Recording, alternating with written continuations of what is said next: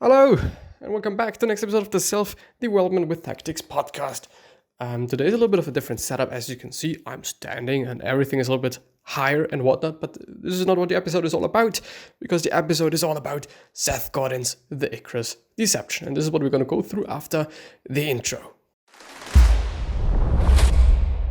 Yes, this is what it is all about. And yeah, with that being said, once again, hello and welcome. No, just joking. I do hope that there's not going to be any... Well, I could actually be doing it like this. I could just have it like that, so that I do not even have to be concerned about some popping sounds, some whatever sounds. As we know, it is what it is. And I'm also recording the audio on this one. This audio is really, really, really shit. But if I just kind of fuck it up with this one, it's just going to be fine and it's going to work anyway. But it is what it is, because we're actually going to go through something else. We are going to go through Seth Godin things. And I don't know. I think it might be just pretty cool to just stay here and just being able to walk around a little bit while I'm recording. First of all, I tend to actually work like that. I don't know if I can actually show it. I can explain to you what the whole setup is. The whole setup is I'm having just a table there. On my table there is my chair, and on my chair there is my laptop. And it works actually pretty fine because it is the perfect height for me to just type there and work there and do whatever there. And it just is a really cool thing, because sitting all day long, just because, as we might know, we all are isolated and we all should be staying at home. So I'm also not having any school. It's just better to just stand sometimes. I do stand, I don't know, maybe like just 5 hours a day or something. It's actually also a pretty cool thing, because it is a little bit healthier than, or at least I would say it is a little bit healthier than just sitting all day long and doing that stuff and shit and whatnot. So it is also in that sense a pretty cool thing. I do just have to check whether everything is running smoothly there, and everything seems to be running smoothly there. So this is a nice thing. This is a really nice thing there. I hope I'm not going to drop it, but it should be fine. So the next point is, you don't understand how the system works. It is far easier to whine about unfair power brokers and unethical double dealers than it is to dive into the dynamics of how things are actually made and sold. And yeah, I think it is definitely the case. And I think it is also always going to be the case, since complaining about things is always going to be easier, and is always easier than just figuring out how it is actually working and figuring out why so many people maybe are doing that and how it is done and whatnot, because most often there's actually a lot of thoughts behind quite everything, which is something that I've seen with a lot of YouTubers. Like yesterday I've seen a podcast, or just a little bit of a piece of a podcast. It's not really been like a big part, maybe 10 minutes or something, from Ranton. Maybe you know him. Actually really cool content and really original content as well. Really enjoyable. And he was talking like, okay, he just wanted to capitalize, and I'm using his exact same words. He wanted to capitalize on that and capitalize on that and that and that. And he was really smart and really strategic about what he was willing to do with his YouTube channel and stuff.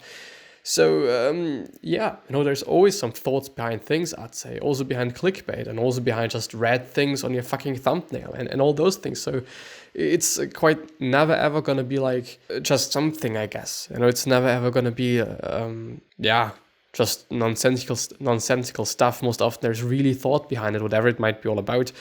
Also I think when it comes to drugs,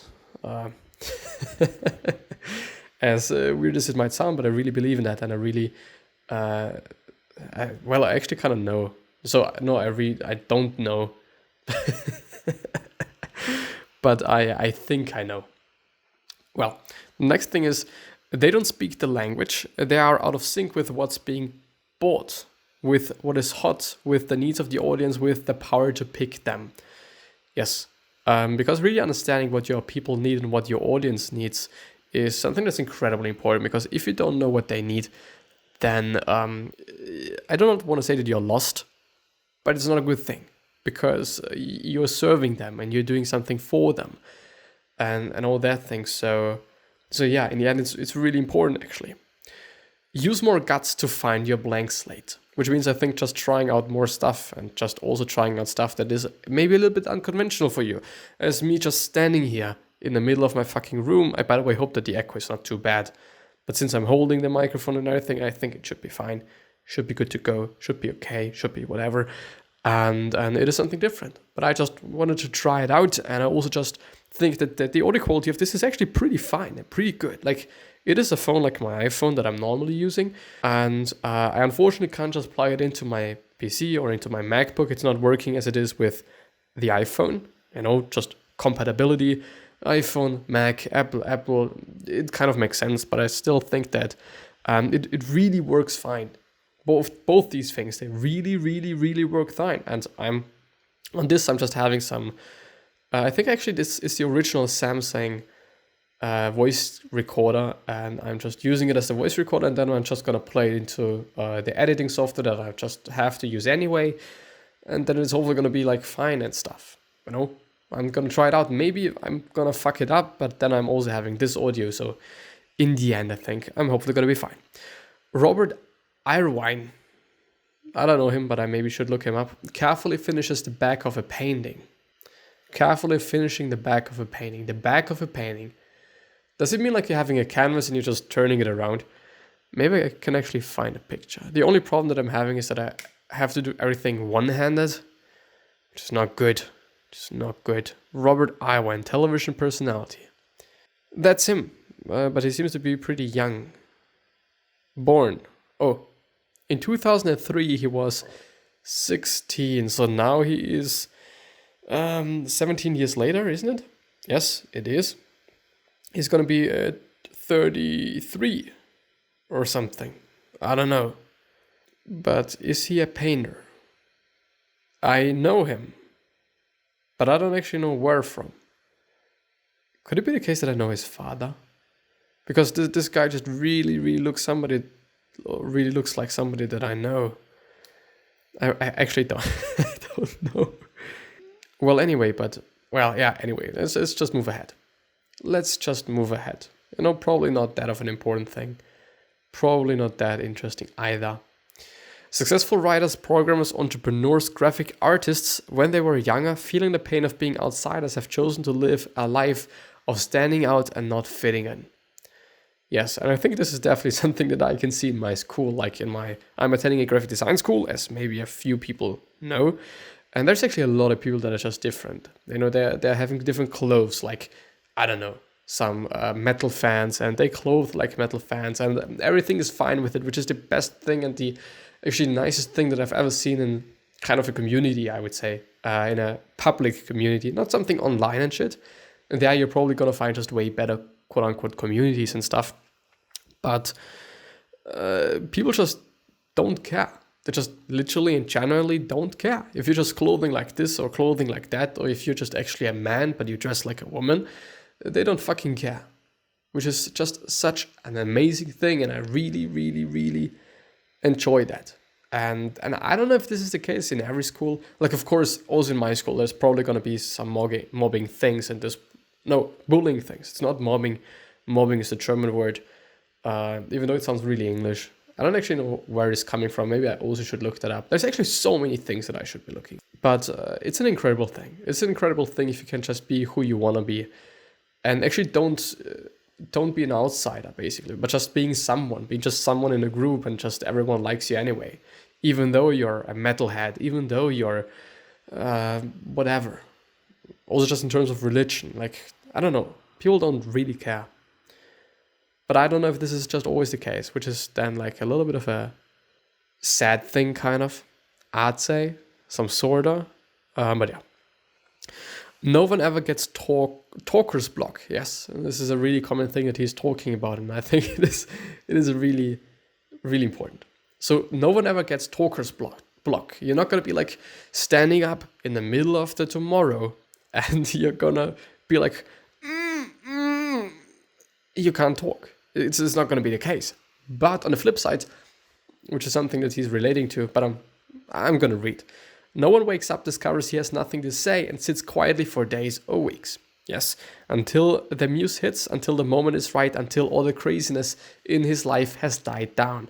The whole point of this thing is that there's also no writer's block. And there's also no artist's block. There's also no designer's block. There's also no whatever's block, because we all can do things. It is just only based on us, well, us and our willingness to just do something great. It's not always going to be great what we are doing. It's not always going to be good what we are doing. Sometimes we're just doing things that are just bad or not as good as they could be because of certain reasons. Like there's many different factors that lead into that and many different things that could lead to that. But you can always do something. It's not always going to be good, but you can do something, which is an amazing thing, which is a pretty cool thing. Yeah. The reason we don't get talker's block is that we are in the habit of talking without a lot of concern for whether or not our inaudible blather will come back to haunt us. Talk is cheap. Talk is ephemeral. I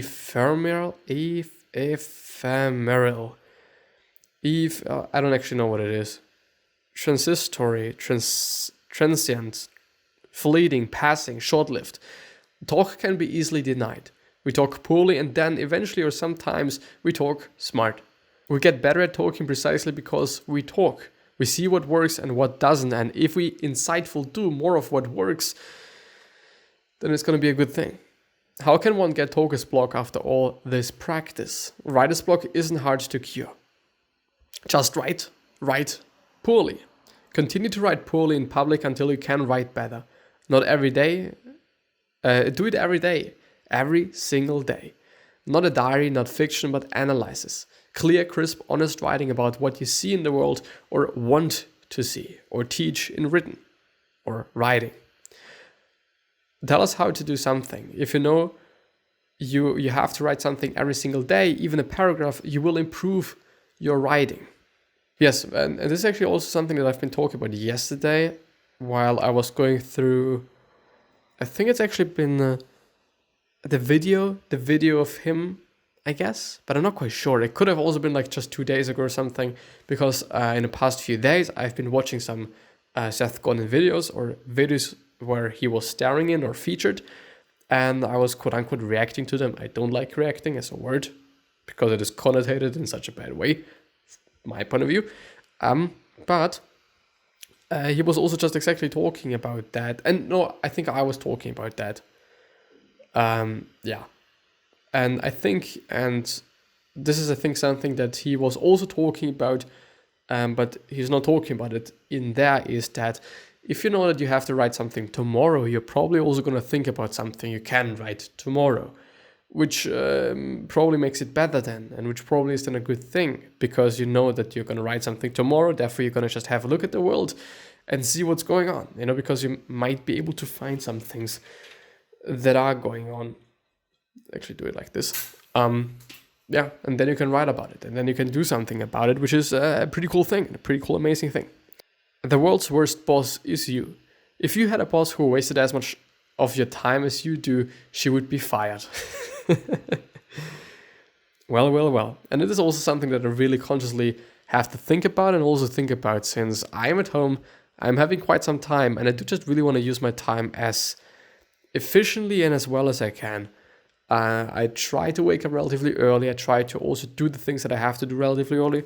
So in the first few hours of my day, there's gonna be like most of it, like the whole YouTube stuff, the whole social media stuff, all of these things, these are gonna be done in the early morning, just because I'm getting it out of the way, basically. For me, it is just a pretty good way to do so. And then I'm going to do school stuff, and then in the end of the day, I'm just again doing the social media stuff. So everything like uploading things and these things. One problem, and this is something that I should actually change, and this is also why I'm just willing to talk about it, because I hope that if you're feeling this and if you're just having to deal with it, that you're going to change it quite immediately, is I'm talking about so many things. I'm talking about so many different things, and I'm talking every single day about something. I do not consciously, and this is maybe something that I should start, I do not consciously think about some things that I could be talking about. Like, I don't search for patterns, I don't search for things that I'm seeing. I just, if something grabs my attention when I'm consuming something, and I think therefore actually consuming things is a good quote-unquote strategy for just being able to talk also a lot and just have an opinion on different things and whatnot. but I should give myself a little bit more time to think about things and get new ideas and overthink things and think if whatever I'm doing actually makes sense and all those things. I think that, and I also believe that it makes sense to just have some time besides doing things, So I'm doing things, and there's also going to be some time where I'm not doing things. Sometimes I find myself just doing something all the fucking time. Whether it is the podcast, whether it is just some blog post, whether it is something else. By the way, I have to write one today, and I've forgotten about it in the past 3 days or something. Or one day, but the other ones, or something like that, I don't know. But yeah, anyway, so I think it makes sense. And I should also kind of structure this into my day and stuff, but yeah. How often people choose to fail when they got out on their own is important, I guess. If your work is to do art, then doing art is what you ought to be organizing your energy and your time around. Excuses aren't welcome. Your work, that connects it all we are seeking. That connects is all we are seeking. And this is a really important thing, because people are going to be like, well, I don't have the time to write every single day today. I'm having so many different things to do and I have to do them just because and whatnot. But this is the wrong approach, because you're trying to fit doing your art and fit doing something new into what you're already doing. The better approach is, and this is what he's referring to, is basically just switching it and doing it vice versa. You're having this one thing that you're trying to do, and this is going to be your primary thing that you're doing in your day. This is what you're structuring your day around. Like, okay, I'm going to record, therefore I'm going to do this and that and these and those at this point in time and at this point in time and this point in time, so that I'm then having some time left for just doing the recording then and doing this then. And this is what he's talking about. And I think it also makes sense. I thought we could actually finish up with it today, but we can't. But probably tomorrow. I mean, for me, it is fine because I like talking about that, and there is just some things that I really, really believe in and I think are really important, and therefore I just find it cool. But on the other hand, I also think like, well, maybe I should be doing something differently. Maybe I should not just only talking about Seth Godin things, but yeah. Hire a version of yourself. Find someone who does every checklist task you do, probably better than you do it. Take the part of your job you can describe in a manual and hire someone to do it. Find something to do, but do it so well that it is more than paid for the person you just hired to do your old job. I think it makes sense. And then you can spend all of your time not just imagining a bigger, better future, but also making it happen. Yes. I think it makes sense. If you didn't have to spend your time in meetings and reacting to incoming calls probably, no one would be standing in the way of your ability to generate value, insight, and forward motion. The people with more leverage than you don't work any harder than you do. They have hired people to do that. No, the people with more leverage than you do are making better art. Yeah, I think, and it is something that he's also just talking about pretty often, making things better by making better things. And I think it makes sense. I think it is a good quote. I think it is a good thing, because if you do something better, you're probably going to win. Because this is how nowadays world is working. If you do something better, you're going to win. In social media the case, it's quite everywhere the case. Because we can decide. We can decide whether we follow this person or that person. If they both do the same thing, we're going to choose the better one. Whatever is better for us. I don't know. It's going to be better for your target audience. Whether this is just doing it more entertaining, whether this is standing here and just talking, whether it's sitting, or something else. Like, think about the audience. It's not about you. It's not about your perception, and it's not about what you think about things. It is just truly about what they think and what they believe in, and their values and what they are valuing and all those things. So focus on them. By the way, the question of today is coming. The question of today is coming. I just have to wait a tiny little bit. In the meantime, I'm gonna just go around because I can, and I'm gonna talk into my microphone because I can, and I'm... Well, what the fuck? Yeah, this is what it is. There's my... I could actually pick them up. Like, I do not even have to be here. There it is. It's... What is it? 4 times 1.25 kilograms, and then we're having 2 times 0.5 kilograms, which is 1 kilogram, 2 kilogram, 4 kilogram, no,